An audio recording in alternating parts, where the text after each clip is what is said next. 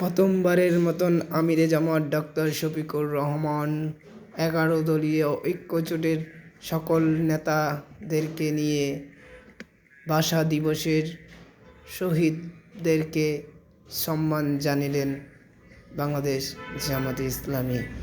এটা দেশে এইবার প্রথমবার ঘটে যাওয়ার জন্য মানুষের তীব্র আলোচনার তুমুল জনপ্রিয়তা সৃষ্টি করতেছে।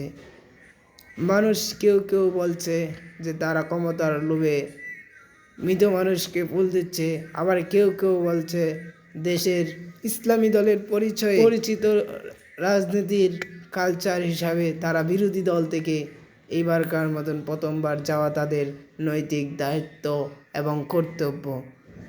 তবে যারা জামাতে ইসলামকে বিরোধিতা করে তারা বলছে যে তারা ইসলামিক নামে রাজনীতি করে তারা কখনোই মৃত মানুষকে ফুল দিতে পারে না, এটা ইসলামের সাথে সরাসরি সাংঘর্ষিক। কিন্তু আবার কেউ বলছে যে না, এটা সাংঘর্ষিক হতে পারে না, তারা বড় যেটা গণতন্ত্র হারাম ইসলামে, সেই হারাম জিনিসটা যে মেনে যেহেতু তারা রাজনীতি করতেছে, তাহলে এটাও একটা ইসলামকে বিজয় করার জন্য এটাও একটা তাদের চাইল।